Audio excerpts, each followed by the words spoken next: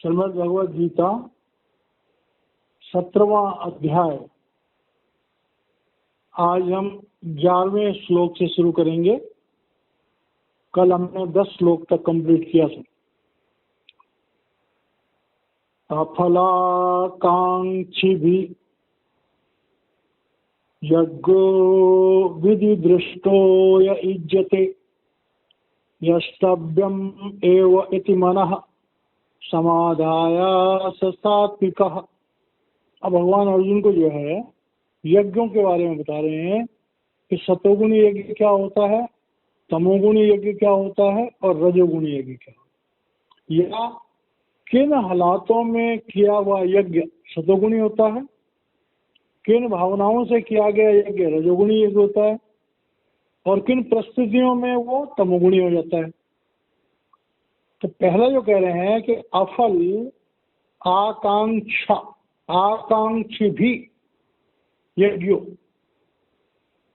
जब हम कोई धार्मिक अनुष्ठान करते हैं तो अक्सर ये देखा जाता है कि जो भी इंसान उस अनुष्ठान को कराता है उसके मन में कोई भावना होती है, चाहे तो वो भगवान से कुछ मांगने के लिए यज्ञ कराता है या भगवान ने उसे कुछ दे दिया इसलिए यज्ञ कराता है, या उसके दिल में कोई भय है उससे दूर होने के लिए वो यज्ञ कराता है। तो भगवान कह रहे हैं कि अफल आकांक्षी भी यज्ञ। जो इंसान बिना किसी फल की इच्छा के शास्त्र विधि के मुताबिक किसी यज्ञ को संपूर्ण करता है,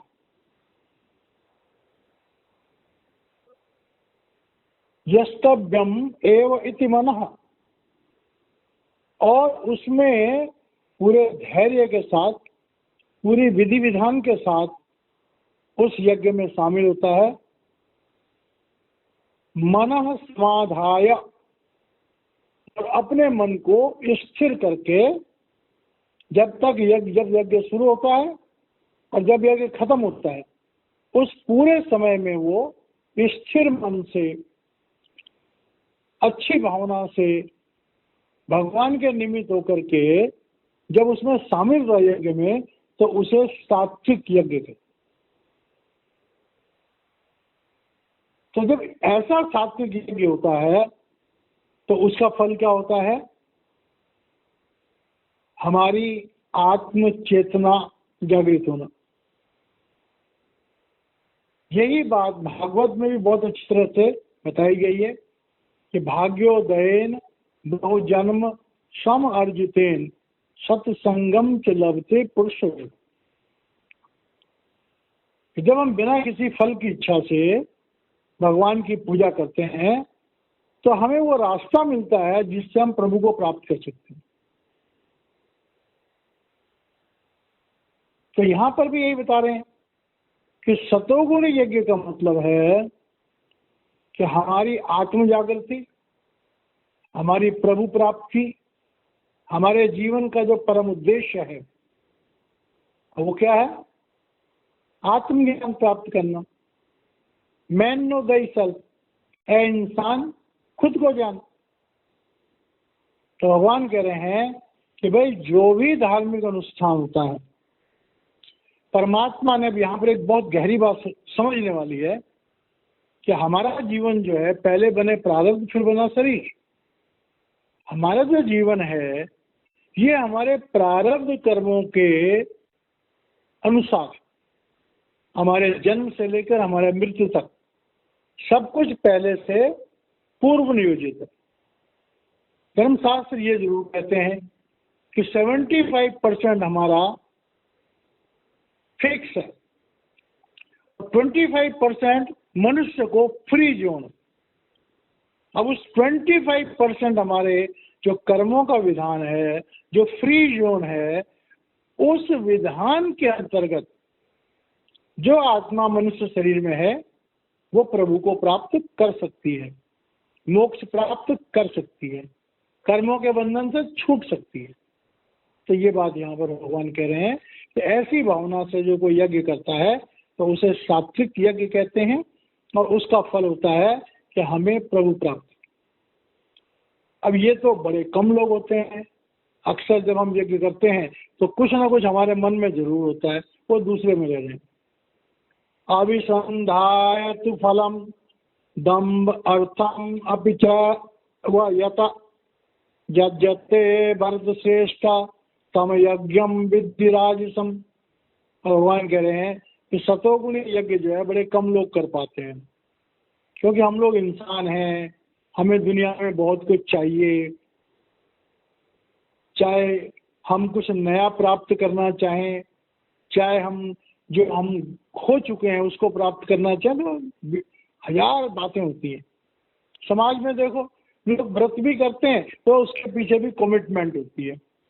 लड़कियां व्रत करती हैं कि मेरी शादी हो जाए, मेरे अच्छा पति मिले। कोई व्रत करता है कि मेरा ये काम सिद्ध हो जाए। तो अक्सर भक्ति के रास्ते पर हम, चाहे तीर्थ हो, चाहे व्रत हो, चाहे यज्ञ हो, चाहे अनुष्ठान हो, ये सारी चीजें हम कहीं ना कहीं किसी न किसी भावना से जोड़ के करते हैं। तो कह रहे हैं कि अभिसंधायतु फलम, जो इंसान किसी फल की इच्छा से दंभ अर्थम अपि च वय, और उसमें भी उसका ये होता है कि मेरी क्या पोजीशन है, अपनी पोजीशन के मुताबिक आदमी उस प्रोग्राम को करता है। एक आदमी जिसके पास जो रईस होता है वो यज्ञ में जितना खर्च करता है उतना ही दिखावे में भी कर देता है। तो कह रहे हैं कि एक तो फल की इच्छा, दूसरा समाज में मेरा मान सम्मान हो, कितना बड़ा प्रोग्राम किया है उसकी इच्छा। कह रहे इस तरह से जब कोई करता है समाज को दिखा करके, लोगों को दिखा करके, और ये भी चर्चा भी बन जाती है कि फलाने ने यज्ञ कराया था या अनुष्ठान कराया था, इतने लोगों को जिमाया, इतना खर्च किया, उसका भी काफी चर्चा का विषय बन जाता है। तो कह रहे हैं इस तरह के जो यज्ञ होते हैं, भगवान कहते हैं कि अर्जुन इन यज्ञों को तुम रजोगुणी यज्ञ समझो। अब इन यज्ञों का फल क्या मिलेगा? तो इन यज्ञों का फल ये मिलेगा कि प्रभु के रास्ते पर जो भी कोई इंसान खर्च करता है, ये बात तो निश्चित है कि वो पलट के उसको कम से कम दुगना होकर तो जरूर मिलेगा। अगर हम प्रभु के रास्ते पर कुछ खर्च करते हैं और उसमें हमारा विचार सतोगुणी या रजोगुणी होता है, तो जरूर हमें उसका फल मिलता है, और जितना हमने लगाया उससे ज्यादा ही मिलता है। तो अक्सर दुनिया में लोग इस भावना से प्रेरित होते हैं। अब तीसरा क्या कह रहे हैं? विधिहीनम अस्पृष्ट अन्नम मंत्रहीनम रक्षणम श्रद्धारहितम यज्ञम तामसम परिचक्षते। अब देखिए बड़ी कमाल की बात करें। अब समाज में जो लोग, जिनके पास में पैसा किसी उल्टे सीधे तरीके से आया या धर्म के नियमों के मुताबिक नहीं आया, आजकल लोग जब कमाते हैं तो उनको ये होता है कि हमें कमाई करनी है, उसमें झूठ भी बोल सकते हैं, कपट भी कर सकते हैं, और भी बहुत सारे लफड़े करते हैं। पैसा आ गया, अब जिनके पास पैसा आ गया वो पैसे वाले हो गए, लेकिन उनकी मनोवृत्ति क्या है? क्योंकि वो पैसा सही रास्तों से पूरा का पूरा नहीं आया है, तो उसमें कहीं ना कहीं उनका इनकार आ जाता है। उसके अलावा क्या होता है, कई लोग बड़ी बड़ी पोस्टों पे होते हैं, बड़े बड़े ओहदों पे होते हैं, उनके जब कोई प्रोग्राम होते हैं तो उनके जो नीचे वाले कर्मचारी होते हैं या उनसे जो रिलेटेड पार्टियां होती हैं, बहुत सारा सामान वो ले आते हैं। और मजे की बात ये कि सामान ले आए तो न वो पैसे मांगते हैं, न देने वाला पैसे बोलता है कितने पैसे हैं। बड़े बड़े अनुष्ठान होते हैं, उसमें बहुत सारा फ्री का माल आ जाता है। तो कह रहे हैं इस तरह से जब होता है कि विधिहीनम अश्रेष्ठ अन्नम, तो कह रहे हैं कि भाई जो अनुष्ठान अगर माना जो नियम धर्म है, जो नियम है अनुष्ठान करने के, एक तो उस तरह से नहीं आया, और दूसरा जो विधान होता है, कोई अनुष्ठान होता है उसके बाद में भोज होता है। तो कह रहे हैं अश्रेष्ठ अन्नम, और भोज भी क्या है कि भाई भोज बनाया, तो भोज बनाने के बाद में अपनों को तो ज़्यादा खिला दिया और जो सचमुच के लोग आने वाले हैं उनको बड़े ऑर्डिनरी तरीके से कराया। तो कह रहे हैं कि प्रसाद के तौर पर, मतलब जो अनुष्ठान में भोजन भी बनता है प्रसाद के तौर पर उसका इस्तेमाल होता है।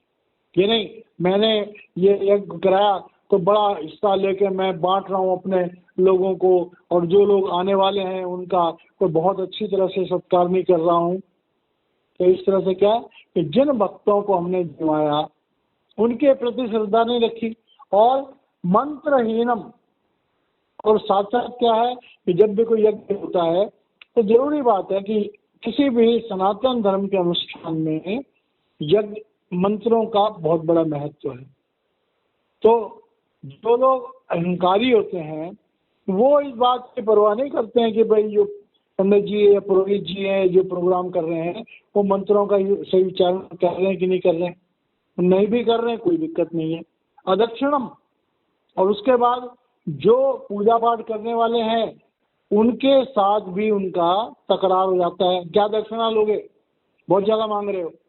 कई बार तो झपट के ही कह रहे थे नहीं इतने हम नहीं देंगे, या देंगे भी तो थोड़ी बहुत देंगे। तो कह रहे हैं वो काम करा लेते हैं। उसके बाद यहाँ तक कि जो पंडित होते हैं पुरोहित होते हैं उनके साथ भी झगड़ा कर बैठते हैं, उनको भी प्रॉपर तरीके से दक्षिणा देते हैं। श्रद्धा विरहितम, और उनके पूरे प्रोग्राम में उनका अहंकार, उनका बड़प्पन। कई लोग देखे गए हैं कि माना वो कोई प्रोग्राम कर रहे हैं, रामनवमी का प्रोग्राम कर रहे हैं या जन्माष्टमी का प्रोग्राम कर रहे हैं, बहुत सारे लोगों को बुला दिया खाना खिलाने के लिए, तो क्या कहें नौकरों को बोल दिया कि जाओ भाई खाना बना लो, और नौकरों को ही बोल दिया जाओ भाई खाना बांट दो। तो मतलब अहंकार का उनका ऐसा होता है कि जिसमें वो श्रद्धा नहीं रखते, जिसमें उनके श्रद्धा की त्रुटि रह जाती है, अहंकार बढ़ जाता है। तो कह रहे हैं ऐसा जो कोई काम करता है वही जरूरी बात है उसे हम तामसिक। अब तामसिक यज्ञ का जो है वो एक तो फायदा जरूर हो सकता है कि लोग कहते हैं वाह वाह वाह वाह फलाने आदमी ने यज्ञ किया था, क्या पैसा खर्च किया, क्या उसने वो किया सजावट करी। लेकिन अगर ये कहो कि भाई उसको कोई आध्यात्मिक प्राप्ति होगी तो बहुत मुश्किल काम। यहाँ तक कि समाज में उसकी प्रतिष्ठा बढ़ेगी पूरे समाज में, ये भी मुश्किल है। चंद लोग जो उस जैसे ही हैं वो जरूर उसकी तारीफ कर सकते हैं। तो क्योंकि ऐसे लोग जो हैं उनका जो अपना पैसा है वो भी मर्यादित तौर से मिला कि नहीं मिला इसका भी पता नहीं। खर्च किया तो अपने आडंबर के लिए, अपने यश के लिए, अपने बड़प्पन के लिए खर्च किया, तो उसका धार्मिक रूप से उनको फायदा बहुत कम मिलेगा। अब आगे कह रहे हैं ये तो 3 तरह के यज्ञों की बात करें। अब कह रहे हैं देव द्विज गुरु प्राज्ञ पूजनम शौचम आर्जवम ब्रह्मचर्यम अहिंसा च शारीरम तप उच्यते। अब तप की बात करें तो जब हम तप की बात करते हैं, पहले भी जिक्र आया था, तो लोग कहते हैं भाई ये तो तप कर रहा है। अब तप होता क्या है? तो पहला तप होता है शरीर के द्वारा। तो शरीर के द्वारा जो तप है वो क्या है कि देव द्विज गुरु प्राज्ञ पूजनम। ये देखो हमारे जीवन में ये बहुत इंपॉर्टेंट बात। आजकल लोग पढ़े लिखे हो गए हैं तो उनको थोड़ा सा उनकी जो धार्मिक भावनाएं हैं वो थोड़ी सी कमजोर पड़ गई है क्योंकि वेस्टर्न कल्चर की तरफ चले गए। पहली बात। दूसरी बात, आज हमारे समाज में जो पुरोहित हैं या जो ब्राह्मण हैं या जो सत्संग करता है उनका भी कोई जीवन प्रोफेशनल हो गया, तो वो प्योरिटी दोनों तरफ नहीं है। ना तो उन लोगों में है कि जो ये द्विज गुरु प्राज्ञ हैं, और न उन लोगों में है जो इन लोगों को बुलाते हैं, जो अपने आप को भक्त कहते हैं, उनमें भी नहीं है। तो कह रहे हैं जीवन में होना क्या चाहिए कि देव, अब देव कहते हैं ईश्वर को, देव, देव देवता, ईश्वर, देवलोक। तो देवलोक के जो प्राणी हैं उनके प्रति हमारे दिल में श्रद्धा होनी चाहिए। द्विज, अब द्विज कहते हैं कि जिसने मंत्र लेकर के और आंतरिक अनुभव को प्राप्त किया। द्विज कहते हैं किसी समर्थ सदगुरु से जिसको नामदान मिलता है, जिसको दीक्षा मिलती है। और दीक्षा कौन सी? सुरत शब्द योग की दीक्षा। कौन सी? त्रिगुणातीत होने की, उसे द्विज कहते हैं। द्विजन्मा मतलब जिसने अंतर में अपनी आत्मा को देखा, जो अंतर में प्रकट हुआ। अंतर में प्रकट मतलब कि बाहर हमारा स्थूल शरीर है, अंदर हमारा सूक्ष्म शरीर है। तो जीते जी जब हम किसी सच्चे गुरु से नामदान लेते हैं तो हम अंतर में हमारा जब शब्द और प्रकाश प्रकट होता है तो उसे दूसरा जन्म कहते हैं। द्विज गुरु कहते हैं जो साधारण तौर से हमें ज्ञान देता है। हमारे धर्मशास्त्र हैं उनकी टीका करते हैं, उनको समझाते हैं। उसके बाद कहते हैं प्राज्ञ। अब प्राज्ञ लोग कौन होते हैं? कि जो आध्यात्मिक साहित्य को पढ़ करके और उसे अपने जीवन में उतारने की कोशिश की। क्योंकि गुरु है, हमें पढ़ा रहा है, कोई जरूरी थोड़े कि जो किताब में हमें पढ़ा रहा है वो गुण उसके अंदर भी हो भी सकते हैं, नहीं भी हो सकते हैं।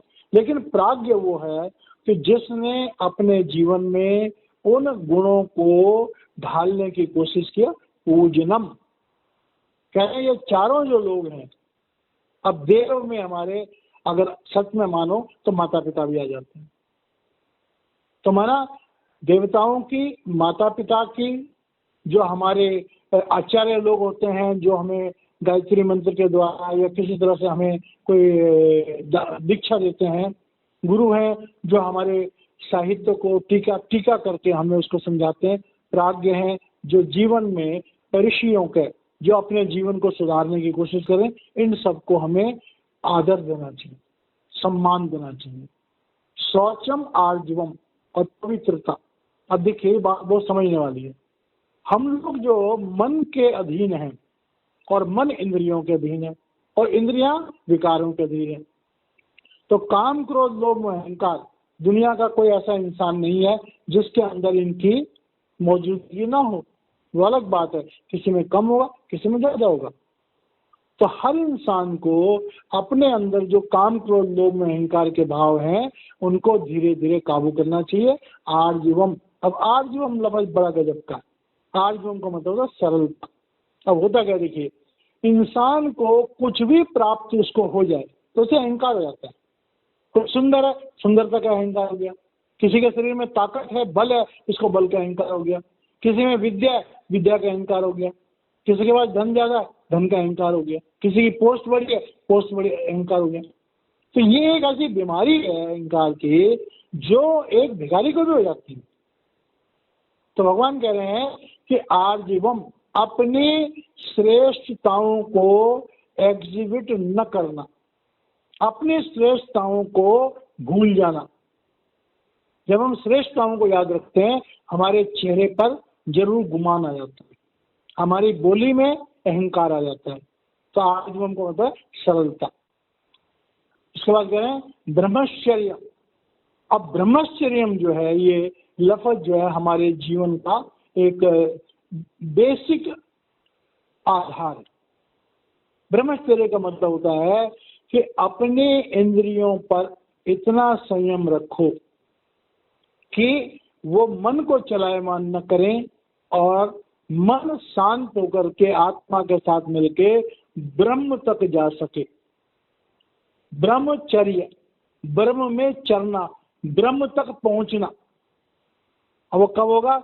जब हमारे शरीर में ओजस हो। ओजस कब होगा? जब हम ब्रह्मचर्य का जीवन जिएंगे।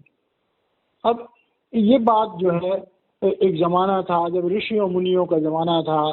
बचपन से हमें मौलिक शिक्षा मिलती थी, बचपन से हमारा जीवन पवित्र हुआ करता था। अब समाज इतना दूषित हो गया है, वातावरण इतना दूषित हो गया है कि आज 5 साल का बच्चा, 6 साल का बच्चा मोबाइल पे यूट्यूब पे पता नहीं क्या क्या देखता है। तो अगर आप सच में कहो कि कोई बिल्कुल मासूम बच्चा है, तो आज की डेट में तो 5-6 साल के बच्चे भी मासूम नहीं है, उनको भी बहुत कुछ पता है। तो ऐसे वातावरण में ये तो यही कह सकता हूं मैं कि ब्रह्मचर्य का मतलब है कि हम अपनी इंद्रियों पर काबू करें, अहिंसा। अब हिंसा मन से, वचन से और कर्म से। तो कर्म की हिंसा तो लोग अक्सर बच जाते हैं, वचनों की हिंसा से बच जाते हैं, लेकिन मन की हिंसा से। अब मन की हिंसा का मतलब क्या है? दूसरों के लिए बुरा सोचना, ऐसे बातें सोचना जिससे दूसरों को कष्ट हो। तो तीनों हिंसाओं से हमें बचना है। चाहे शारीरम तप उच्चते, कह रहे हैं इन सब चीजों को अगर हम करते हैं तो हमारा वो शारीरिक तप है। तप वो नहीं है कि जाके तुम धूप में बैठ जाओ। दोबारा इसको समझ लेते हैं कि देवताओं को, माता पिता को, अपने आचार्यों को, अपने गुरुओं को, उन लोगों को जो अपने जीवन को सुधार रहे हैं, श्रेष्ठ लोगों को हमें उनकी पूजा टाइप कर, पूजने का मतलब क्या है? बहुत ज्यादा आदर मान देना चाहिए। उसके बाद शौचम, हमारे जीवन में पवित्रता होनी चाहिए, हमारे जीवन में सरलता होनी चाहिए, हमारे जीवन में ब्रह्मचर्य होना चाहिए, हमारे जीवन में अहिंसा होनी चाहिए। अगर ये चीजें हैं तो समझ लो हम तपस्वी हैं, हम शरीर से तप कर रहे हैं।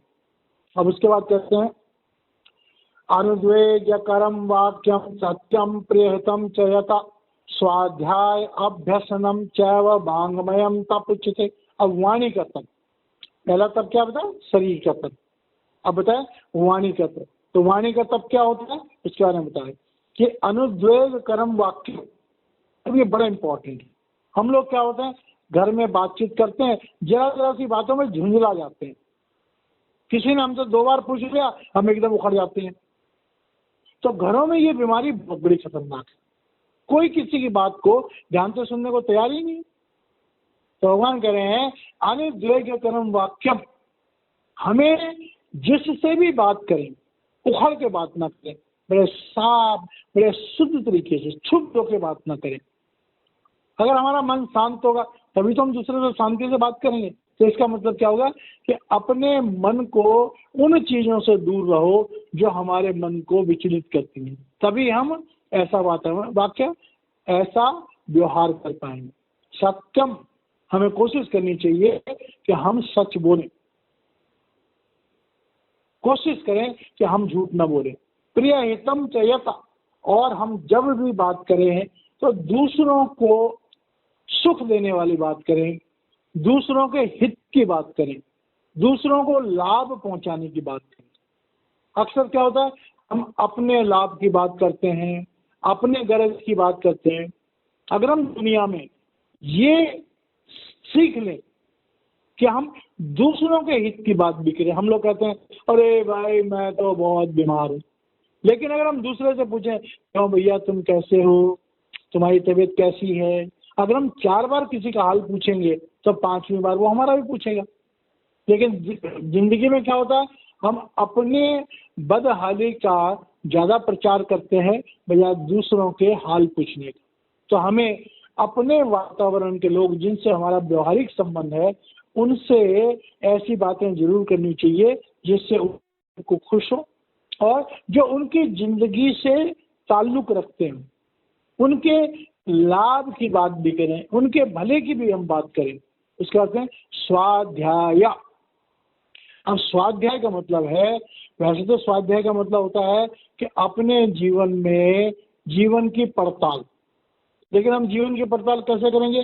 अब हमने कोई ग्रंथ पढ़ा, जैसा अभी हम इसको गीता को पढ़ रहे हैं, तो गीता में बता रहे हैं कि हमारे अंदर ये गुण होने चाहिए, तो ये अभी हमारा स्वाध्याय हो रहा है। मतलब हम धर्मशास्त्रों को पढ़ के उनमें देखें कि कौन कौन सी अच्छी बातें होती हैं और उनको हम अपने जीवन में उतारें। स्वाध्याय अभ्यसनम, मतलब किताबें पढ़ें, उनमें जो अच्छी बातें हैं उनको अपनाने का अभ्यास करें। चैव वाङ्मयम तप उच्यते। अब हमारा वाणी का तप क्या है कि हम लोगों से बड़े प्यार से, बड़े अच्छे से बात करें, जीवन में सच्चाई रखें, दूसरों के हित की बात भी अक्सर किया करें, अपने जीवन की पड़ताल करें, धर्म शास्त्रों को पढ़ें, उनमें जो अच्छी बातें हैं उन्हें अपने जीवन में उतारने की कोशिश करें, तो इसको हम कहते हैं वाणी का तप। पहले हमने शरीर का तप किया, अब वाणी का तप है। अब वाणी के तप के बाद आगे क्या आता है? मनः प्रसादः सैन्यवतम मौनम आत्म विनिग्रह भाव संशुद्धि इति एतत् तपो मानसम उच्यते। अब कह रहे हैं मन का तप। अब मानसिक तप क्या है कि मनः प्रसादः, तो मनः प्रसाद का मतलब मन की प्रसन्नता। अब ये बात गहराई से समझने वाली है भाई। मन की प्रसन्नता तो हर इंसान चाहता है कि मेरा मन प्रसन्न रहे, लेकिन मन प्रसन्न तो तब होगा ना जब मन की फीडिंग जो है वो पॉजिटिव होगी। अब मन की प्रसन्नता के लिए 3 चीजें मुख्य। एक है भोजन, जैसा अन्न वैसा मन।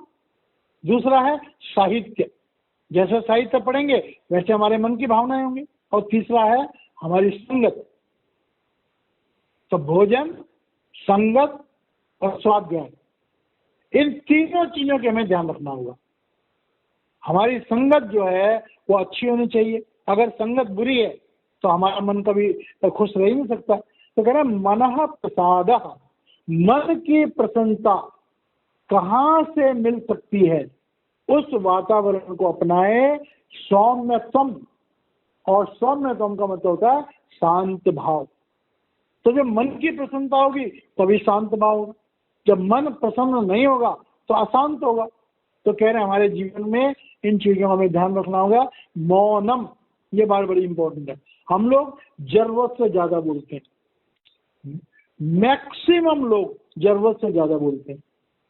हमें कोशिश करनी चाहिए उतना बोलें जितना बोलने की जरूरत है। लोग अक्सर हमसे तंग आ जाते हैं।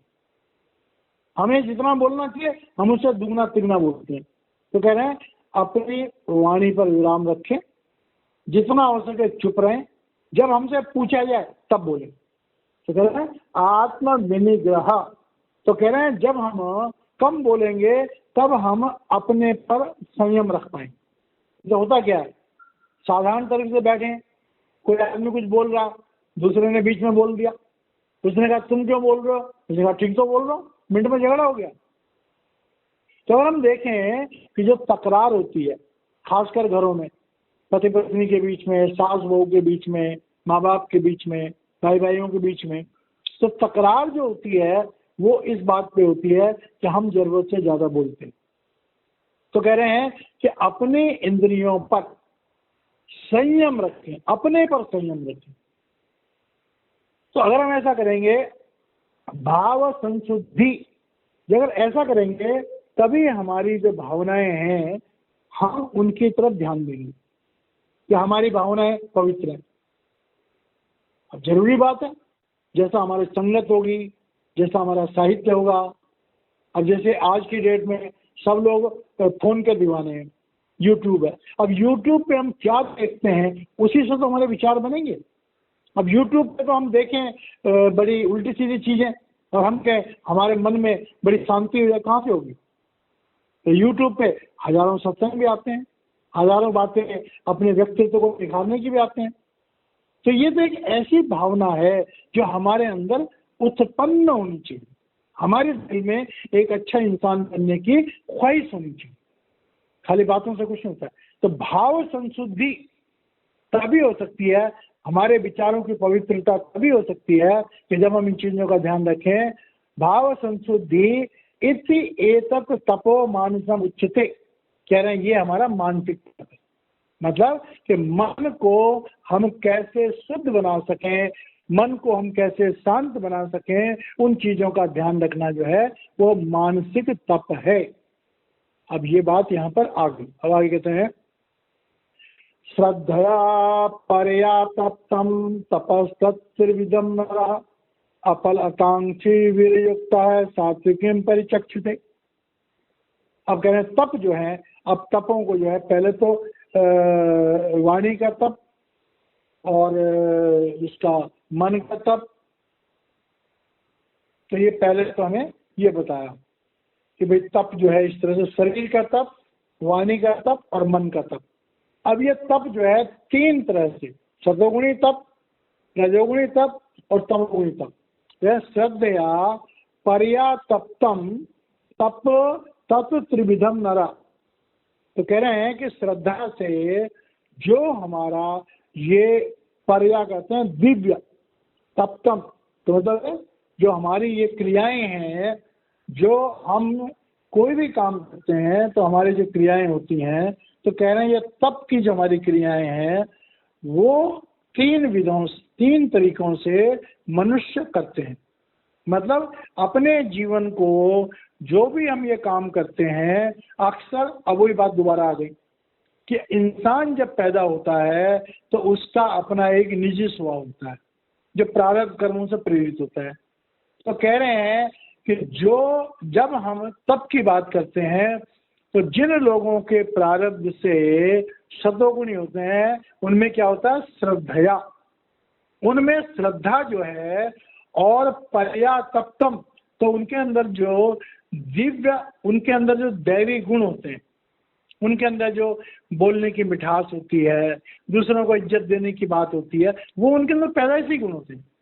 तो कह रहे हैं कि अफलाकांक्षी भी युक्तो, तो कह रहे हैं कि जब इंसान बेसिकली प्रारब्ध से सतोगुणी स्वभाव को होता है तो उसकी पहचान होती है कि वो मीठा बोलता है, दूसरों को इज्जत देता है, यदा कदा परमात्मा की बात करता है, लोगों को अच्छे रास्ते पर ले जाने की बात करता है, और जो भी काम करता है उसमें वो फल की अपने लिए चाह नहीं करती। उसकी भावना ये होती है, हे भगवान सबका भला, सर्वे भवन्तु सुखिनः, सर्वे सन्तु निरामय, तो सबके भले की बात करता है।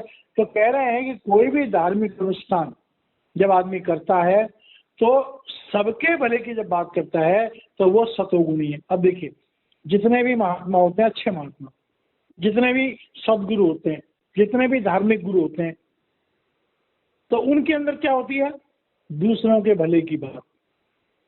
अगर धार्मिक गुरु पैसा इकट्ठा करना चाहें या जो लोग चाहते हैं तो दुनिया करोड़ों अरबों रुपए इकट्ठा कर लेते हैं, लेकिन नहीं, धार्मिक गुरु जो होते हैं, सतोगुणी गुरु होते हैं, वो जो कुछ भी उनके पास आता है वो समाज में बांट देते हैं। अब देखो, अच्छे आश्रमों में जाओ, हजारों लाखों आदमी जो है लंगर खा रहे हैं, प्रोग्राम होता है फ्री रहने के लिए, फ्री खाने के लिए, यहाँ तक कि मदद भी मिलती है वहाँ से लोगों को। तो कह रहे हैं इस तरह का जो वातावरण होता है, जो तप है या जो कोई भी हमारा धार्मिक अनुष्ठान है, तो उसे हम सतोगुणी कहते हैं। सत्कार मान पूजार्थम तपोदम्बेन चावयता क्रियते तदिहम प्रोक्तम राजसम चलम अध्रुवम। अब कह रहे हैं कि एक तो हमने बता दिया कि ऐसे आश्रम, ऐसी जगह हैं कि जहाँ पर संगत के लिए सब कुछ फ्री मिलता है और उन्हें परमार्थ के रास्ते पर मोक्ष प्राप्ति का रास्ता मिलता है। और दूसरी जगह ऐसी भी होती हैं कि जहाँ पर हमें मान सम्मान आदर मिलना चाहिए, और उस चाहे के लिए वहाँ पर प्रोग्राम होते हैं, तो वो लोग उसी ढंग से उसको चार्ज भी करते हैं। ऐसे बहुत सारे आश्रम हैं जहाँ पर चार्ज होता है, कमरा चाहिए इतने रुपए देने पड़ेंगे, खाली बेड चाहिए इतने रुपए देने, भोजन चाहिए इतने रुपए देने पड़ेंगे। तो कह रहे हैं जहाँ पर पहले वाले आश्रमों में क्या है, परोपकार, प्रभु प्राप्ति मुख्य साधन है। दूसरे में क्या है कि आए तो आश्रम में, लेकिन भैया वहाँ सारे सुख सुविधा, आराम, खाना पीना पूरा एकदम हर तरह से उनका स्टैंडर्ड मेंटेन। सत्कार मान पूजा अर्थम, जो आए हैं वो भी कहते हैं हम बहुत बड़े आदमी हैं, हमें उसी तरह से आदर दो। आश्रम वाले भी कहते हैं ये बड़े आदमी हैं, इनको इतने आगे चीजें दो और इनसे इतना पैसा लो। तो जिन आश्रमों ये होता है वहां पर क्या है, अहंकार। वहां पर क्या है, रईसों के लिए अलग कमरे, मीडियम साइज वालों के लिए अलग कमरे, गरीबों के लिए अलग कमरे, और जो ज्यादा गरीब है उनके लिए गेट ही बंद हो जाता है, उनको गेट से अंदर घुसने नहीं देते। सतोगुणी आश्रम में गरीब ज्यादा होंगे, फ्री वाले ज्यादा होंगे। रजोगुणी आश्रम में वो लोग होंगे जो अच्छे लोग हैं लेकिन मान सम्मान अपने स्टैंडर्ड को मेंटेन करते हैं आश्रम के अंदर भी। सत्कार, मान, पूजा, उनका जो स्टैंडर्ड है वो आश्रम में भी मेंटेन होना चाहिए और उनका अहंकार जो है वो बरकरार होना चाहिए। क्रियते तदिहम प्रोक्तम, ऐसा जो करते हैं उसे हम राजसी तप कहते हैं, राजसी भक्ति कहते हैं। तो उनको क्या होता है कि भाई उनके अंदर कुछ भाव होता भी है, तो पहले वाले का फल तो क्या है, सतोगुणी वाले का, उसे दीक्षा मिलेगी, वो अध्यात्म के रास्ते पे आगे बढ़ेगा। राजसी वालों का क्या है, मान सम्मान, उनको बड़ा अहंकार है, हम आश्रम जाते हैं, उनके जो गुरु लोग भी होते हैं उनका भी स्टैंडर्ड होता है, तो वो अपने दुनिया के स्टैंडर्ड में भगवान की भक्ति करने की कोशिश करते हैं, लेकिन फिर भी उनका वातावरण अच्छा होता है। अब अगला क्या कह रहे हैं, मूढ़ ग्राहेण आत्मनो यत पीडिया क्रियते तपः परस्य उत्सादन अर्थम व तत्तामसम उदाहृतम। अब तीसरी तरह के लोग कह रहे हैं कि जहां पर दब्बड़ घुसड़ का हिसाब होता है, कोई प्रोग्राम करना है, चलो भाई पैसा इकट्ठा कर, लोग होते हैं कोई प्रोग्राम करना है, चलो भाई पैसा इकट्ठा कर, और पैसा इकट्ठा करने के लिए जो वहाँ के दमंग होते हैं, जो मसल मैन होते हैं, उनको इकट्ठा करो, चलो भाई पैसा इकट्ठा करो। तो मूढ़ ग्राहेण आत्मनो, मतलब जिन लोगों को धार्मिकता की कोई समझ नहीं है, जिनको अध्यात्म की कोई समझ नहीं है, वही वहाँ के चौधरी हैं। और चौधरी हो गया यत पीढ़िया क्रियते तप, वो क्या करते हैं कि भाई अगर अनुष्ठान करना है, चलो पैसा इकट्ठा करो, चलो भाई तुमको इतना देना होगा, तुमको इतना देना होगा, तुमको इतना देना होगा, कहीं जोर जबरदस्ती ले लिया, कहीं झूठ बोल कर ले लिया, और ऐसा करके उन्होंने सारा प्रोग्राम किया। परस्य उत्सादनम, और उससे क्या होगा कि भाई दूसरों को जब प्रोग्राम भी होता है तो यंग लोग होते हैं वो तो मौज मस्ती कर रहे हैं, उन लोगों को तो पूरे सुख मिल रहे हैं, और बाकी के जो लोग हैं उनका कोई खास मतलब भी नहीं है। और कहीं कहीं पर तो ये होता है कि भाई अपने, जैसे किसी का कोई मत है, अपने मत के लिए अगर दूसरों का नुकसान भी हो रहा है तो उसकी भी वो परवाह नहीं करते। परस्य उत्सादनार्थम, कि उनके अच्छे काम से किसी दूसरे काम का नुकसान हो रहा है, उनको उसकी भी परवाह नहीं होती है। तो ये तीसरी तरह का हुआ। ऐसे बहुत से धार्मिक अनुष्ठान होते हैं जहाँ जोर से पैसा इकट्ठा किया जाता है, कई लोगों को उससे पीड़ा भी होती है, कई लोगों का नुकसान भी होता है, परवाह ही नहीं करते, और कहते हैं हम तो धार्मिक अनुष्ठान कर रहे हैं, हम तो तप कर रहे हैं, करते भगवान के नाम पे हैं, लेकिन अपनी सांसारिक जो मूर्खताएं होती हैं, सांसारिक दुष्टताएं होती हैं, उसमें भी वो शामिल कर देते हैं उन चीजों को। तो कहना भाई ऐसा तप जो कोई कर रहा है, तो ऐसे तप का तो जो मौज मस्ती करनी कर लो, जो खाना पीना करना कर लो, जो पैसा टका तो इसमें से नहीं कमा उसको कमा लो, लेकिन अगर तुम कहो कि ये तामसिक जो तप है इससे हमारा कोई आध्यात्मिक भला होगा, तो वो होने वाला नहीं। तो भगवान ने इस तरह से हमें बताया कि 3 तरह के तप होते हैं, और हमारे शरीर से, मन से और वाणी से। तो हमें क्या, अपने शरीर पर, अपने मन पर, वाणी पर अंकुश चाहिए, और जो भी काम करें उसमें हमारा ये ध्यान रहना चाहिए कि हम परोपकार की भावना को सामने रखें। अगर परोपकार की भावना को सामने रखेंगे तो हमारे से ज्यादा होगा। सामाजिक प्रतिष्ठा की भावना को रखेंगे तो हमारा मीडियम भला होगा, और अगर अपने स्वार्थ को सामने रखेंगे और दूसरों की परवाह नहीं करेंगे तो उस समय कुछ फायदा होने वाला नहीं है, उल्टा हमारे पर उस भक्ति का, उस तप का बोझ ही बढ़ेगा। हम ज्यादा कर्मों के बंधन में फंसेंगे बजाय कि कर्मों के बंधन से छूटने के।